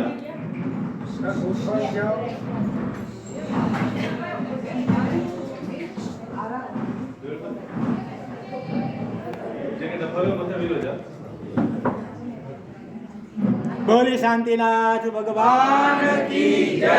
હીરાવાલા પાર્શ્વનાથ ભગવાન કી જય. અત્યારે જ્યારે ઘાટકોપરથી વિહાર સેવા ગ્રુપ ઘાટકોપર સંઘ સાથે જીરાવાલા અને સાથે સાથે મુમુક્ષુ જૈનમ કુમાર એમના પણ પરિવારજનો માતા પિતા વગેરે બધા પધાર્યા છો. તમે જુ સ્કીમ સંઘ પર પહેલાં પધારેલ છે જુ પાર્લા. તો ચૈત્ય પરિપાટી બરાબર ને સ્વરૂપે આવ્યા મુખ્ય તો સમજી લો. તો ચૈત્ય એટલે શું થાય? ચૈત્ય એટલે ડેરાસર, અને ચૈત્યનો બીજો અર્થ થાય જીન બિંબ પણ થાય.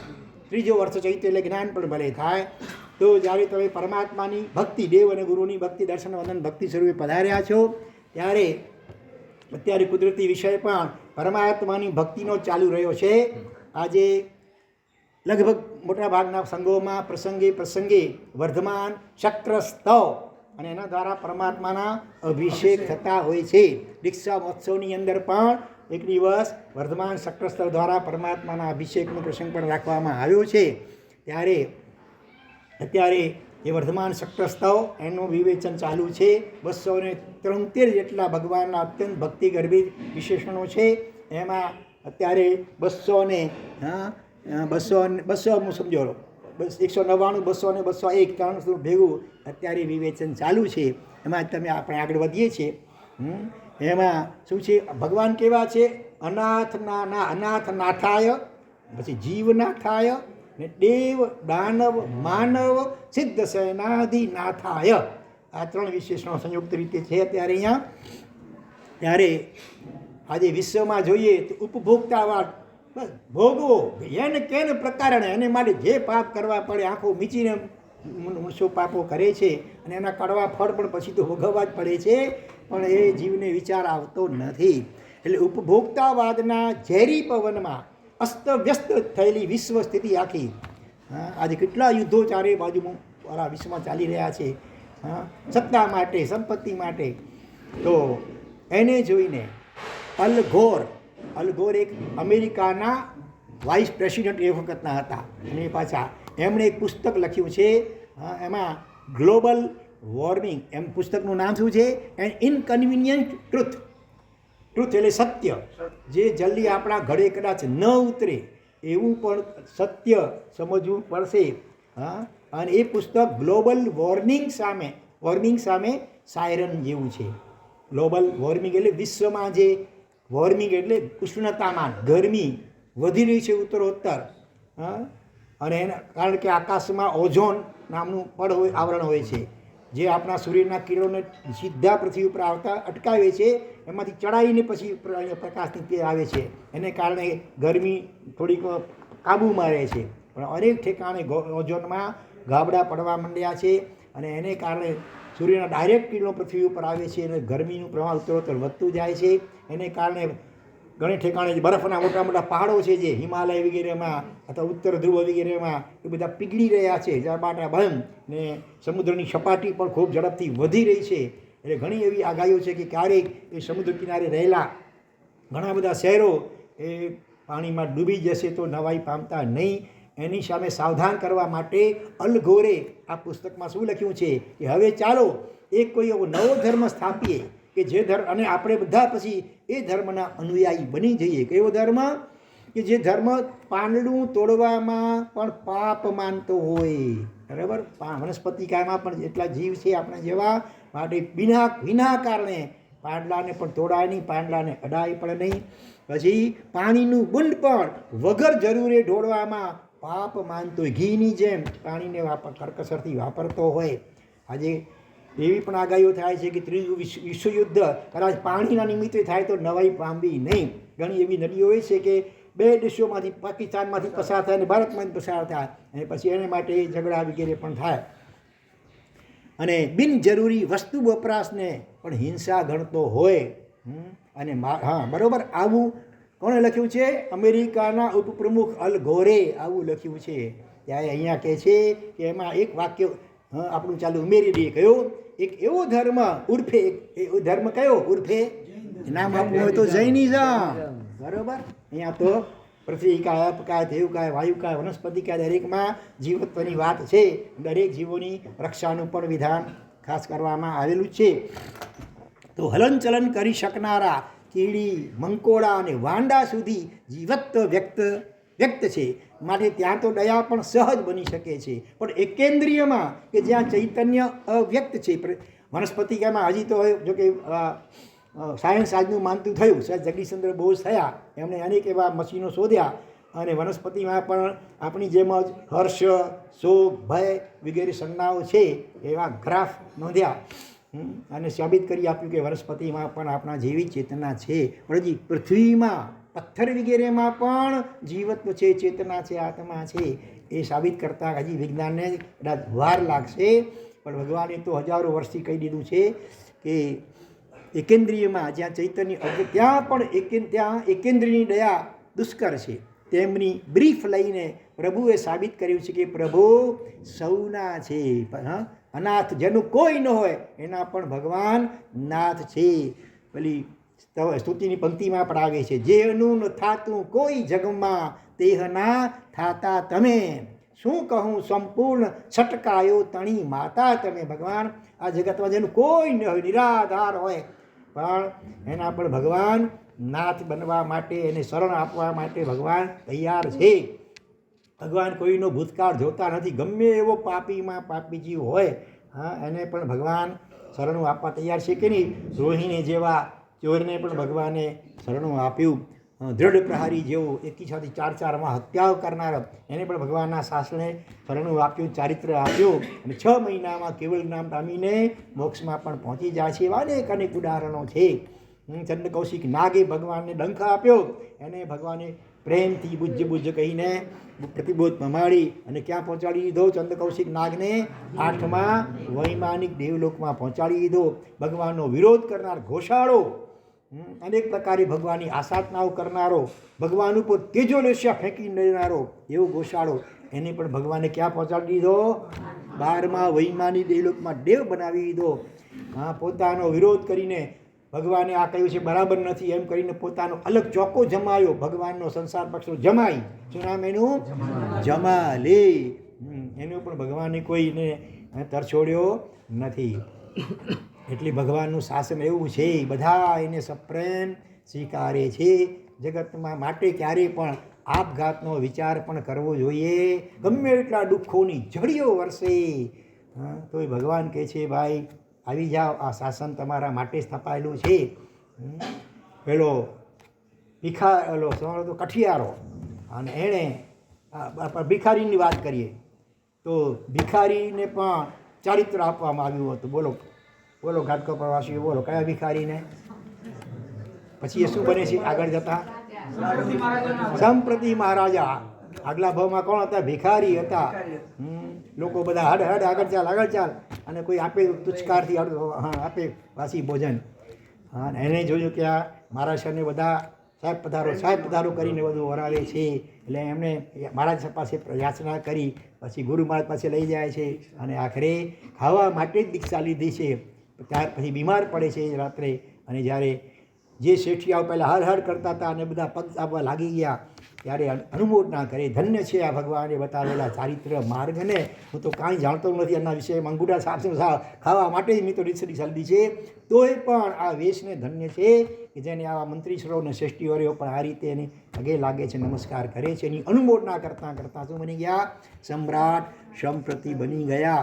જેને 1.25 લાખ જીન મંદિરો બંધાવ્યા, 1.25 કરોડ જીનબિંબો ભરાવ્યા વગેરે. અનારે દેશોમાં પણ પોતાના માણસોને મોકલાવીને જૈન સાધુના આચારોથી વાકેફ કરાવ્યા, અને પછી જૈન સાધુઓને વિહાર કરાવડાવી ત્યાં, અને જૈન શાસ્ત્રનો ડંકો વગાડ્યો.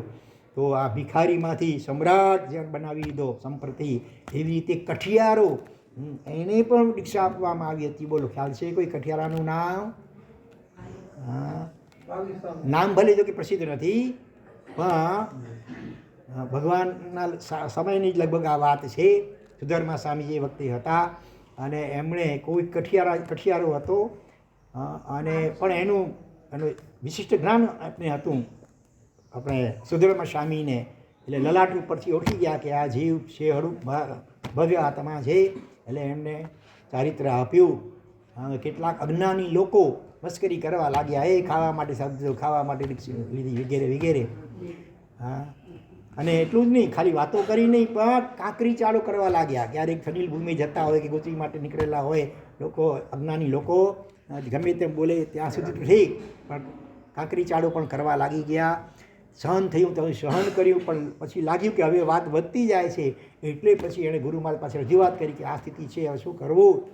તો બીજે દિવસે અભયકુમાર જ્યારે આવે છે વંદન કરવા માટે, ત્યારે શું કહે છે આ ભગવાન કે અમારે આવતીકાલે, પહેલાં તો ગંભીરતા જોઈ એટલે પૂછ્યું, તમે પણ પૂછો ને મારે સાહેબ કેમ બાબા ઉદાસ દેખાવ છો, તો કંઈ તબિયત બરાબર નથી શું? એમ સ્વામી સાતાથી પૂછો ને. હા, તો એમણે કહ્યું કે ખાસ તો કાંઈ નહીં, પણ અમારે આવતીકાલે વિહાર છે. ભગવાન, આપ તો માસ કવલ કરવાના હતા ને કેમ આવતી તો વિહારની વાત? ઓકે, જ્યાં અમારા સાધુની ક્ષમતા સમાધિ જોખમમાં હોય ત્યાં અમારાથી રહેવાય નહીં. કેટલું વાત્સલ્ય ભાવ! નાના નવા સાધુ હતા એના પણ સમાધિની ક્ષમતા ટકી રહે એ માટે. નહીં તો ત્યાં અભયકુમાર મંત્રીશ્વર હોય, શ્રેણી મહારાજા જેવા ભક્તો હોય ત્યાં રહેવાથી તો શાસનની પ્રભાવના વધારે થવાની શક્યતા હોય ને. પણ છતાં પોતાના એક નાના પણ સાધુને જો તકલીફ પડતી હોય સંતોની વિહાર કરવો છે આવતીકાલે ભગવાન શેને માટે બધી વાત કરી આ પ્રમાણે છે. ભગવાન 2 દિવસ માટે આપ થોભી જાઓ, જો પરિસ્થિતિમાં સુધારો ન થાય તો પછી આપ ખુશીથી ભલે વિહાર કરજો. અને પછી કેટલાને ખબર છે શું કર્યું અભયકુમારે, કેવી રીતે શાન ઠેકાણે લાવી. જે લોકો ટીકા ટિપ્પણી કરતા હતા, કાંકરી ચાળો કરતા હતા, એમની કઈ રીતે વાસ્તવિક સુતાની સમજાવી ખબર છે કોઈને? એક રસિકભાઈને ખબર છે. બીજા કેટલાને બહેનોની ભાઈઓમાંથી કેટલાને ખબર છે? આંગળી ઊંચી કરો. જગદીશભાઈ. હા હા, પણ તમે તો હું તો ઘાટકો પ્રવાસીઓને પહેલાં પૂછવા માગું છું. ત્યાં એકથી ચડિયાતા દર વર્ષે ચોમાસા થતા હોય છે ને. બોલો રસિકભાઈ. બધું ત્યાં રાખે છે ને કહે છે કે આમાંથી જે શું રાખે છે? ધન હીરા માણિક ને બધું હા, રાખે છે ને હા, રત્નો ને હીરા માળીના 3 ઢગલા મોટા. બધા આખા નગરમાં ઢંઢેરો પીટાવે છે, બધાની ચોકમાં મોટા ચોકમાં ભેગા કરે છે અને ત્યાં મોટા ધનના હીરા માણિક મોતી 3 ઢગલા મોટા કરવામાં આવ્યા હતા. હા, બધા પાણી આવે ને મોઢામાં, રસગુલ્લા ગુલાબજામુનનું નામ ખાઈને સાંભળીને પાણી આવે. તેમ ધનને ઢગલા જોઈએ તો વાવ થઈ જાય કે આ બધા મને મળી જાય તો કેવું સારું. અને અભયકુમારે એવી રીતે જાહેરાત કરી કે જેને પણ આ ધન જોઈતું હોય એને શું. હા, જેવું આમ બોલવા ગયા એટલે લોકો તો આમ હા જલ્દી હું લઈને બધું લઈ લઉં. થવો સૌર વગાડો પહેલાં પૂરી વાત સાંભળી લો. આ કોણ લઈ શકશે? કે જિંદગીભર માટે જે પ્રતિક્રિયા લેશે કે હવે એ ધનને કોઈ પણ પ્રકારના ધનને મારે અડવું નહીં, વિજાતીયને અડવું નહીં, હા, કાચા પાણી કે વનસ્પતિને ઉપયોગ કરવો નહીં. જ્યારે આ શરત સાંભળી એટલે બધા ચૂપ સ્તબ્ધ થઈ ગયા. ધનને અડવાનું જ નહીં કોઈ પણ પ્રકાર. પછી આ શું કરવું લઈને દીગે. ત્યારે પછી અભયકુમારે ગંભીર સ્વરે કહ્યું કે તમારામાંથી કેટલાક લોકો અજ્ઞાનતાને કારણે જે આ રીતે વર્તન કરે છે સાધુ સામે, કે કંઈ ખાવા માટે દીક્ષા લીધી છે, કદાચ ધારો કે ખાવા માટે લીધી હોય, તમારી સામે તો આટલી મોટી લાલચ અને પ્રલોભન છે તોય પણ તમે આટલા આ નિયમ પાડવા તૈયાર નથી. એમણે આ બધા તો નિયમ જિંદગીભર માટે લીધેલા છે. અને બીજા પણ કેટલા નિયમ, રાત્રિ ભોજન નહીં, કનબો નહીં, નાટક ચેટક સિનેમા એવું કશું પણ બીજું જોવું નહીં, રંગરાગ મહોત્સવ કંઈ કરવા નહીં, વિહાર કરવા, પગે વિહાર કરવા, વાહનમાં બેસવું નહીં. આ કેટલા નિયમો એણે અંગીકાર કર્યા છે. તો શું અધિકાર છે તમને કોઈની સામે આંગળી ચીંધવાનો કે ટીકા કરવાનો? ખબરદાર, હવેથી કોઈ આવું કર્યું છે અને બધા આમ રહેતી જગ્યા આપણે તો અંદર સમાઈ જઈએ એવું થઈ ગયું. શરમથી માથા નીચે નમી ગયા. અને બીજે જ દિવસથી જ્યારે નીકળે છે પેલા મહાત્મા બહાર, અધેડ બનાવી, સાહેબ પધારો, સાહેબ લાભાવો, મિચ્છામી દુક્કડમ, મારા સાહેબ અમારી ભૂલ થઈ ગઈ, આખું વાતાવરણ ચેન્જ થઈ ગયું. તો આવી રીતે આ જૈન શાસન જેનું કોઈ ન થતું એને પણ સ્વીકારવા માટે તૈયાર થાય છે. યાદ કરો પહેલાં નંદી શેણ અને કર્મ સંજોગે આખું શરીર બેડોળ, અને પાછું નાની ઉંમરમાં માતા પિતા ગુજરી ગયા, અનાથ બની ગયા. છેવટે મામાએ એને ઉછેર્યો, પણ જ્યારે યુવાન થયો એટલે હવે એને પરણવાની વિચારણા થાય છે, ઈચ્છા. પણ હવે આને કોણ કન્યા આવે? એ મામાની 7 દીકરીઓ હતી અને પહેલાંના કાળમાં એ રીતે પણ સંબંધો થતા હતા અને આજે પણ અમુક કોમોમાં થતા હોય છે. તો મામાએ એને આશ્વાસન આપ્યું કે ચિંતા ન કર, મારી આ 7 દીકરીઓમાંથી કોઈ પણ તને પરણાવીશ. પણ જ્યારે દીકરીઓને ખબર પડી એટલે બધાએ એકી અવાજે કહી દીધું, ખબરદાર આની સાથે તમે આપઘાત કરી મરી જશું, પણ આને તો ભૂલે ચૂકે નહીં જ પરણીએ. અને આ ખબર પડી એટલે કંટાળીને ત્યાંથી ભાગી જાય છે આપઘાત કરવા માટે. પર્વતની ટોચ ઉપર ચડે છે અને ઉપરથી જંપાપાત કરીને આપઘાત કરી નાખવું એવી વિચારણાથી. પણ એના ભાગ્ય યોગે થોડીક દૂર ઝાડ નીચે કોઈ મુનિવર સાધના કરી રહ્યા હતા, એમનું ધ્યાન ગયું એના પગલાંના અવાજથી. એટલે એને પ્રેમથી બોલાવે, ભાઈ ઉભા રહો, અહીંયા આવો. અને પછી એની બધી આપવીતી સાંભળે છે અને એવું એને સુંદર માર્મિક ઉપદેશ આપે છે કે આ બધું કર્મને કારણે છે ભાઈ. પૂર્વ ભવની અંદર કંઈ એવા કોઈ પ્રકારના પાપ કર્મ કર્યા છે, એના ઉડેને કારણે આવું શરીર બન્યું આવું થયું છે. એટલે પણ હવે આ રીતે આત્મહત્યા કરવી એ કાંઈ આ દુઃખોથી છૂટવા માટેનો સાચો સમ્યક માર્ગ નથી. કોઈ ગુનેગાર હોય, 10 વર્ષ કેદની સખત કેદની સજા થઈ હોય અને એ અધવચ્ચે જેલમાંથી ભાગી જાય અને પછી પકડાય ત્યારે શું થાય? સજા વધી જાય ને. તો એવી જ રીતે આપણે ભૂતકાળમાં કોઈ એવી ભૂલો કે પાપો કર્યા છે જેના કારણે જીવનમાં તકલીફો આવે છે. હવે ક્ષમતાથી સહન કરવાને બદલે આપઘાત કરીને છૂટવા પ્રયત્ન કરીએ ત્યાં તો પહેલાં સિપાહી પકડી શકે કે કદાચ ન પણ પકડી શકે. ઘણા એવા ગુનેગારો ફોરેન ભાગી જાય છે કે ખૂન વગેરે કરીને કે કરોડોની અનીતિ વગેરે ગોટાળા કરીને, અને સરકાર નથી પણ પકડી શકતી. પણ આ કર્મસત્તાના પંજા તો એવા છે કે તમે પર્વતની ગુફાઓમાં ક્યાંક પેસી જાઓ કે સાતમાં પાતાળમાં પેસી જાઓ ત્યાંય પણ તમને ખેંચી કાઢે છે. શિક્ષા કરવા વગર રહેતી નથી. એટલા માટે જ્ઞાનીઓ કહે છે ગમે એટલી દુઃખની જડીઓ વર્ષે પણ ભૂલે ચૂકે પણ આત્મહત્યા તો કરવી જ નહીં. ફક્ત એક જ અપવાદ મૂક્યો છે અમિતભાઈ, કયો આપઘાત કરવાની છૂટ આપી છે ભગવાને? ફક્ત એક કારણ, બીજું કોઈ કારણ નહીં. દુઃખો ગમે એટલા વર્ષે તમારા ઉપર તોય આપઘાત નહીં જ કરવાનું કહે છે. ફક્ત એવા ભગવાન પણ એક કારણે બેનો આમાં શાંત રહો છૂટ આપી છે. કયા કારણે છે? હે આપઘાત, અનશન આપઘાત નથી. આપઘાત કરી સર તમે આમ ઝેર ખાઈ લો કે ગળે ફાંસો કે ઝેર એ રીતે પણ કરો તોય જીભ કચરીને મરી ગયા. ઘણા એવા દાખલાઓ બન્યા છે કે જીભ કચરીને મરી ગયા છે. ધર્મો માટે ક્યારેક કાંઈક એવું એટલે શું કઈ રીતે કયો ધર્મનો કયો પ્રકાર શું? હા, શીલ રક્ષા માટે ખાસ કરીને બહેનો માટે મુખ્યત્વે તમે એવું કોઈ દાખલો આવે છે ખ્યાલમાં કે શીલની રક્ષા માટે તમે જીભ કચરીને પ્રાણનો ત્યાગ કરી દીધો? ચંદન બાલાની માતા કોણ? નામ શું? ધારિણી. હા, જ્યારે એના પતિ હારી જાય છે યુદ્ધમાં અને શીલ બચાવવા માટે પોતાની દીકરી ચંદનાને લઈ કરીને ભાગે છે જંગલમાં, અને કોઈક સિપાહી એને પકડી લે છે અને પોતાની પત્ની બનવા માટે એને રજૂઆત કરે છે. ત્યારે જીભ કચરીને મરી જવાનું પસંદ કરે છે પણ શીલ ખંડિત થવા દેતા નથી. બરાબર. બીજા પણ એવા કિસ્સાઓ આવે. પહેલાંના કાળમાં સતી પ્રથા હતી, એની પાછળ પણ આશય આ હતો, પોતાની શીલ રક્ષાનો હતો. આજે ભલે હવે સરકારે પ્રતિબંધ મૂકી દીધો છે પણ મુખ્ય કારણ આ હતું. જ્યારે શત્રુ રાજા કોઈ હારી જાય ને પછી એની રાણીઓ જે કંઈ હોય બધા બલાત્કાર કરવા વગેરેમાં આવે. એના કરતાં મરી જવું બહેતર છે. અગ્નિ સ્નાન કરીને કે પતિ સાથે જ એ રીતે સતી થઈ જતી હતી જેથી કરીને શીલ ખંડિત થવાનો પ્રસંગ ના આવે. તો આ રીતે શાસ્ત્રમાં કહ્યું છે કે શીલ રક્ષા માટે બીજો કોઈ ઉપાય ન હોય. ઉપાય હોય તો યુક્તિપૂર્વક ઉપાય પણ કર્યા છે મા સતીઓએ. ટાઈમ પાસ કરવા કે તમે 6 મહિના રોકાઈ જાઓ પછી હું તમારી વાત માનીશ વગેરે. એ 6 મહિના દરમિયાન એવા ઉપાયો કર્યા. પેલી સુંદરીને યાદ કરો, બ્રાહ્મીને સુંદરી. હા, ભરત એના ઉપર મોહિત થાય છે અને એને સ્ત્રી રત્ન બનાવવા ઈચ્છે છે. અને સુંદરીને ખબર હતી કે જે ચક્રવર્તીનું સ્ત્રી રત્ન બને એ અવશ્ય બે મરીને ક્યાં જાય? 7 મહિના નહીં. તમારે 7મામાં જવું છે.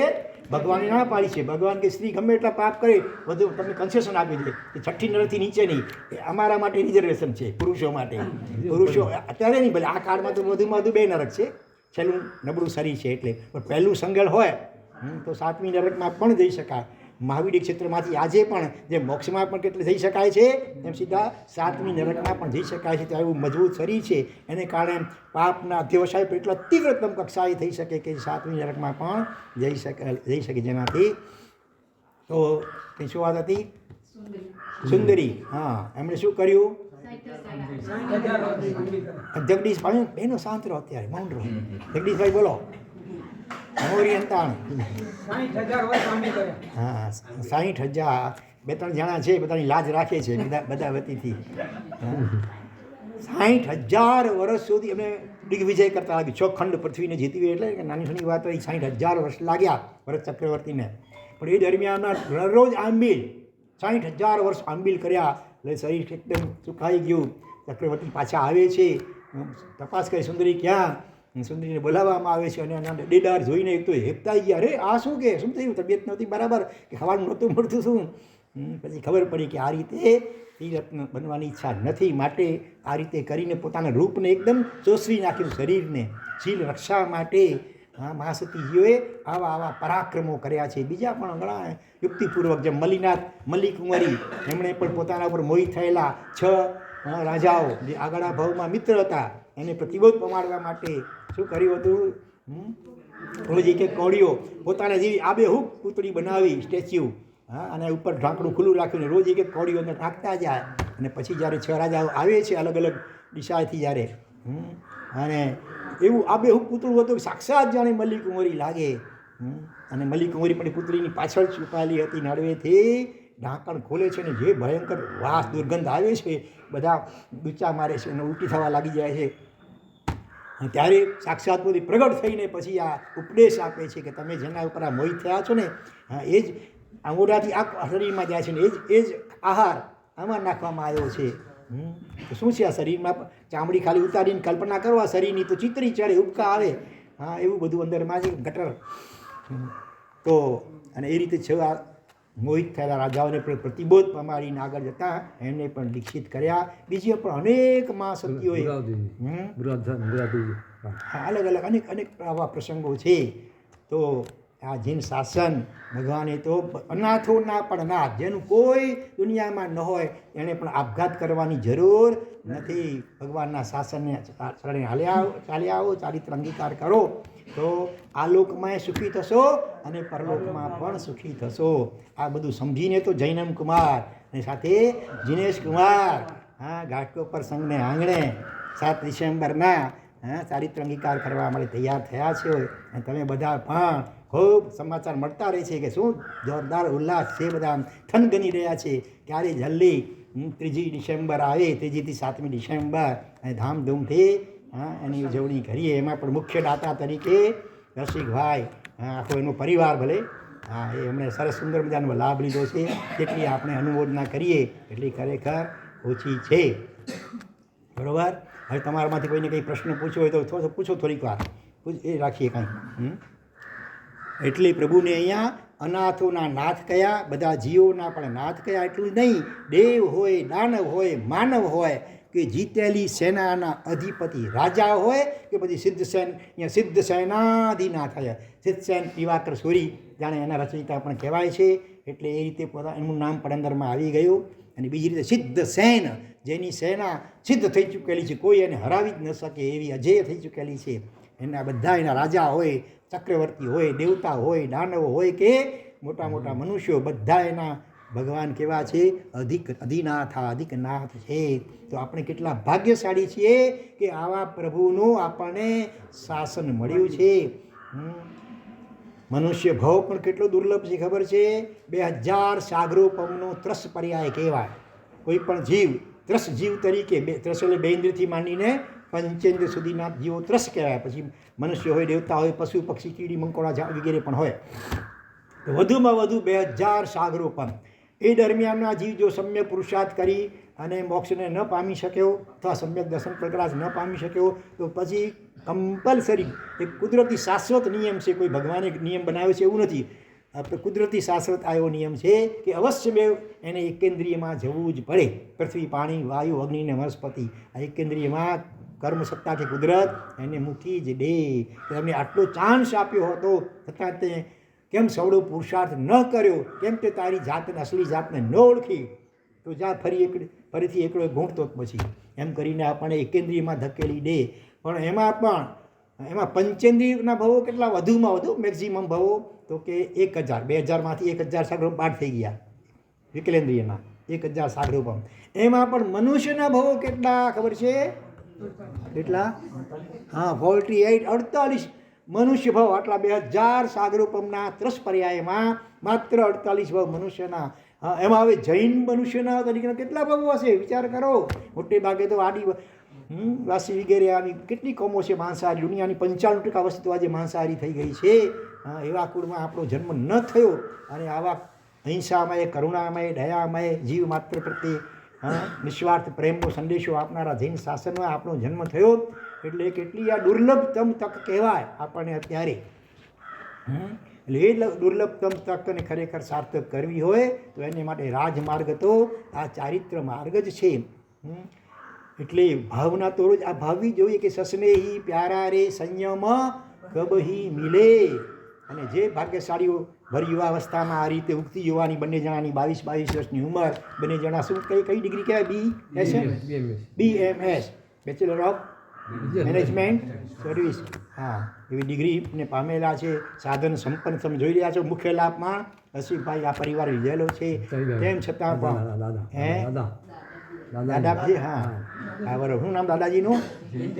જયંતિભાઈ. હા એટલે આખો પરિવાર. હું તો રસીભાઈનું એક નામ બધા દાદાના નાના બધું સમજી લો. બધાએ સપોર્ટ આપ્યો છે એટલે ખરેખર ખૂબ ખૂબ અનુમોદના છે. કરણ કરાવણ ને અનુમોદન સરીખા ફલ નિપજાયો. ભાગ્યશાળી ચાર અંગીકાર કરી રહ્યા છે તમે બધાએ તનથી, કોઈ મનથી, કોઈ ધનથી, કોઈ અનુમોદના કરે, કોઈ સેવા અનેક રીતે કેટલાય કાર્યો હોય. આખું મહોત્સવ કરવું હોય પાછું પંચાયતની કાલે અનેક રીતે બધા તમે જોડાઈને સાથ સહકાર આપી રહ્યા છો એ બદલ ફરી તમારા બધાની બોરી અનુમોદના કરીએ છીએ.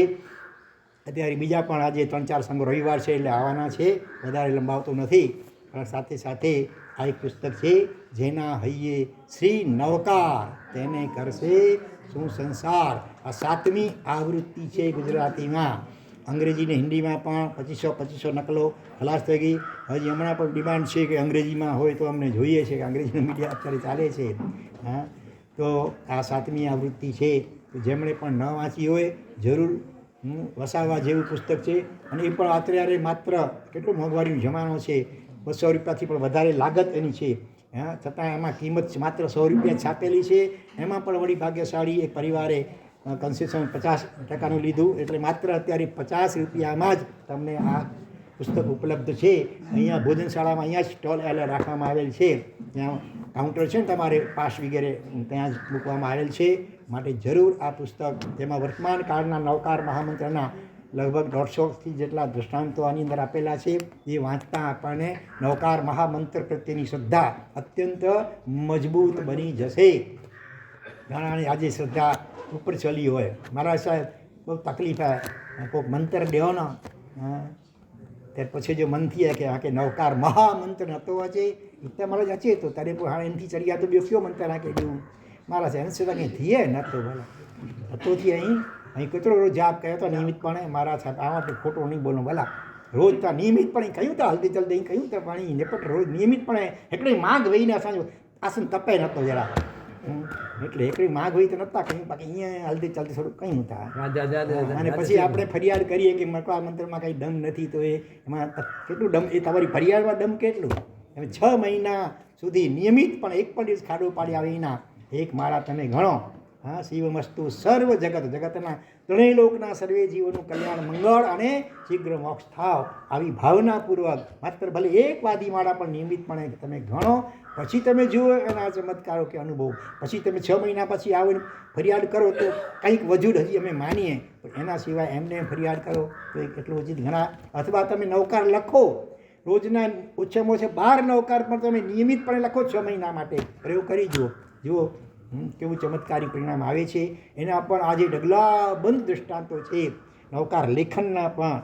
કે 4થા સ્ટેજનું કેન્સર, એક મારા સાહેબને મોટી ઉંમરમાં દીક્ષા લીધીને એ જ ચોમાસામાં કેન્સરનું નિદાન થયું અને ડૉક્ટરે કહ્યું કે હવે આ ના ઈલાજ છે, અનક્યોરેબલ છે અને વધુમાં વધુ 4 મહિના બસ માંડ કાઢશે.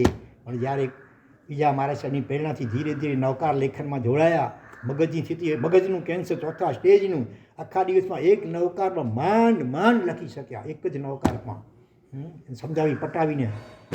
બીજે દિવસે ધીરે ધીરે સમજાવી પટાવીને 2 નવકાર લખાયા, ત્રીજે દિવસે 3, એમ કરતાં થોડા દિવસમાં આખો દિવસ નવકાર લખતા થયા. અને 4 મહિના પછી ચેકિંગ કરાયો, કેન્સર કેન્સલ થઈ ગયું, નીલ. અને પછી 8 વર્ષ જીવ્યા. જ્યાં ડૉક્ટરે કહ્યું કે 4 મહિનાથી વધુ નહીં જીવે, 8 વર્ષ જીવ્યા, બીજી કોઈ દવા નહીં, આ નવકાર લેખનના પ્રભાવે. આવા તો કેટલા દૃષ્ટાંતો વર્તમાન કાળમાં નવકાર મહામંત્રના લેખનના છે.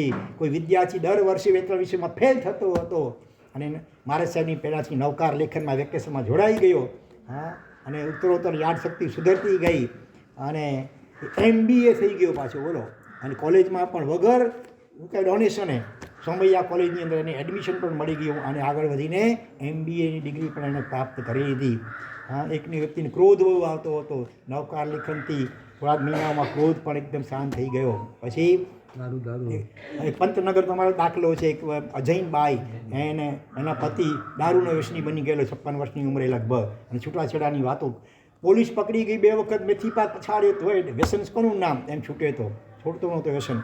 અને ખૂબ ધમાલ કરે, ગાળો આપે, મારામારી કરે, છૂટાછેડાની વાતો આવી ગઈ હતી.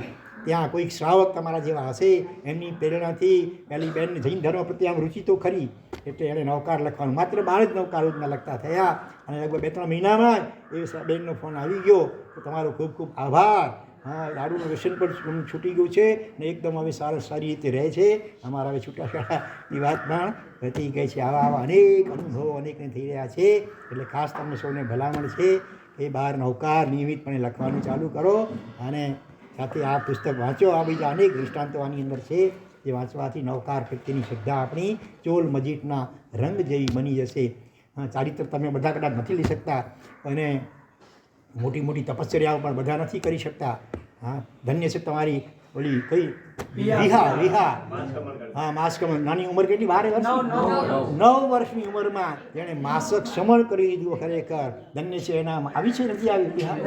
એના પરિવારમાંથી કોઈ આવ્યા છે? નથી આવી શક્યા? કેજો એને અમારા ધર્મલાભ અને અનુમોદના.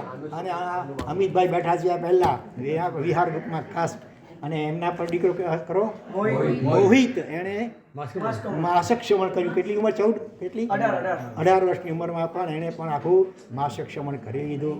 એમ તો બધા આવું તપને ત્યાગ નથી કરી શકતા, પણ આ બધા જ કરી શકે એવું સરળમાં સરળ કોઈ ઉપાય હોય તો 14 પુરનો સાર નવકાર મહામંત્ર. મારું મન બહુ ચંચળ છે, સ્થિર રહેતું નથી. કાંઈ વાંધો નહીં, લખો. તમે લખો ને પછી છૂટશે મનને ચંચળ કરવા દે, થશે નહીં થાય. લખશો એટલી વાર આંખ પણ એમાં પરોવાશે, હાથ પણ જોડાશે અને મન પણ પરોવાશે. એમ કે તો લખી નહીં શકાય. હા, એટલે મનને સહેલાઈથી ચંચળ મનને સ્થિર કરવા માટે આ લેખન આ એક બહુ સચોટ ઉપાય છે. ખરેખર ખાસ કરવા જેવો છે. અને ભલે જાપમાં પણ મન ચંચળ છે ને, નાનીઓ કહે છે એક નવકાર ખાલી 108 નવકાર ગણો તમે, એમાં એક નવકારમાં પણ મધ્યમ ભાવે મન સ્થિર થયું થોડુંક તો એ કેટલા સાગરોપમના પાપ નાશ પામે? 500 સાગરોપમના. એટલું મન સ્થિર નથી તો એક પદમાં કેટલા? 50 સાગરોપમના પાસ નાશ. એટલું પણ સ્થિર નથી, એક અક્ષરથી પણ કેટલા? 7 સાગરોપમના નરકના દુઃખો આપનાર પાપ કર્મો ઓછા થાય છે. આવું સહજ સરળ આપણને આ સાધન મળ્યું છે. તો એના પ્રત્યે પણ આળસ ઉડાડી કરી અને એની આરાધના કરી અને આ જીવનને આપણે ધન્ય અને સફળ બનાવીએ. એ જ મંગલ પ્રેરણા સાથે જેના દર કંઈ બોલાવીને હાર્દિક મિચ્છામી દુર્ગમ. ઓમ શાંતિ શાંતિ શાંતિ. ગણે લોકના સર્વે જીવોનો કલ્યાણ મંગલ અને શીઘ્ર મોક્ષ થાઓ એવી મંગલ ભાવના પૂર્વક. હવે છે ને નવી પદ્ધતિ, એક અક્ષરને આપણે નમસ્કાર કરી. નવકારના એક પદ અક્ષરની પાછળ નમઃ શબ્દ જોડીશું. ન નમઃ, હું બોલી ન નમઃ, તમારે બીજો અક્ષર બોલવા મો નમઃ. હરિહંતાણા હું અ નમઃ રી નમઃ, હમ નમઃ તા નમઃ ણમ નમઃ ન નમઃ મો નમઃ સી નમઃ ધા નમઃ અણમ નમઃ. એ રીતે ઉપયોગ બરાબર રાખજો. આમ કરવાથી પણ મન જલ્દી છટકશે નહીં. એટલે બરાબર ઉપયોગ રાખીને બધા બોલજો. એમ નહીં કે અમુક જણા જ બોલે કે ખાલી અહીંયા દેવલાલીવાળા બોલે તમે ખાલી સાંભળો, એવું નહીં કરતા. દેવલાલીવાળા તો મૌન રહેજો ભલા. હા, દેવલાલીવાળા મૌન રહેજો, બાકીના બધા બોલજો. બંને આપણે કાટકોપર અને જીવવાળા બધા બોલજો. પાછા એમ નહીં કે 2-4-5 જણા બોલે ને બાકીના સાંભળો, એમ બધા જ બોલવા પ્રયત્ન કરજો. ન નમઃ અ નમઃ હમ નમઃ ણમ નમઃ. શું બોલ્યા અત્યારે? તમારી ખબર બરાબર? હા, ના હવે ભલે પણ આંખો બંધ કરી તમારું ઉપયોગ ધ્યાન છે ને, આજ્ઞાચક્ર અહીંયા કહેવાય 2 ભ્રકુટીની વચ્ચે તિલકની જગ્યાએ ત્યાં રાખીને બોલશો ને નિયમિત અભ્યાસ કરો તો ધીરે ધીરે આ એક્ટિવ થાય. અત્યારે આજ્ઞાચક્ર બીડાયેલું બંધ છે ને, અનએક્ટિવ એક્ટિવ થાય. અનેક અવનવા અનુભવો થાય નિયમિતપણે કરશો તો. અહીંયા આંખો બંધ કરી અહીંયા લક્ષ્ય રાખી અને ઝીલાવજો. તમે ન બોલ્યા, હવે મો બોલું હું. મો નમઃ સી, સિદ્ધાણમનું સી હતું તમારી સી. બોલો ફરીથી બોલો. સી ધા નમઃ. જો દેવલાલીવાળા કેટલાક બોલી રહ્યા છે અત્યારે, તમે સાંભળો. હે ભલે ભલે પણ એકદમ બંધ. તમે સાંભળો, બીજા અવાજ બહાર ના આવવો જોઈએ. ણં નમઃ ङો નમઃ ય નમઃ યા નમઃ ન નમઃ ઉ નમઃ ઝા તો તમારી હવે ઝા નમઃ ણં નમઃ મો નમઃ એ નમઃ વ નમઃ સાહુ નમઃ સા હવે હુ નમઃ એ નમઃ પં નમઃ ન નમઃ કા નમઃ સ નમઃ પા નમઃ પ નમઃ સ નમઃ મં નમઃ લા નમઃ ચ નમઃ વે નમઃ padung hoi manglam pa namaha mang namaha i namaha ga namaha la હવે એક એક પદ છૂટું છૂટું એક સેકન્ડમાં લગભગ એક અક્ષર બોલાય એટલું છૂટું એક એક અક્ષર છૂટું છૂટું પહેલો પદ આખો હું બોલીશ બીજો પદ આખો તમારે બોલવાનું બરાબર આપણે ફાસ્ટ ગણિત બોલીએ એમાં ઘણી વાર અક્ષરો દબાઈ જાય દોઢા થઈ જાય રહી જાય છૂટું છૂટું એકદમ તો નમો અરિહં તાણમ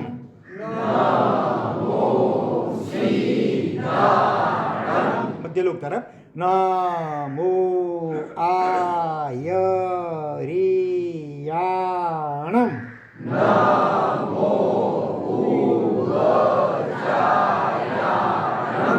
નમો લો એ સવસાહુણમ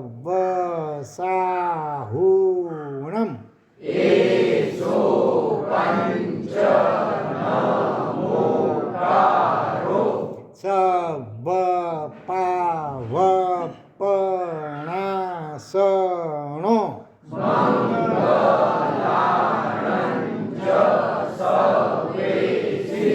ચઢમં હો ઈ મંગલમ હવે ત્રીજો નવકાર પાતાળ લોક તરફ એમાં પશ્ચાનુપૂરી ઉલટો નવમું પદ બોલવું તમારે આઠમું પદ બોલવાનું બરાબર અને આમ પાતાળ લોક તરફ આંખો બંધ દ્રષ્ટિ અહીંયા લક્ષ્ય અને હાથો બને અથડી નીચે તરફ લંગ મંગ નહીં પડ મંગ હોઈ મંગલ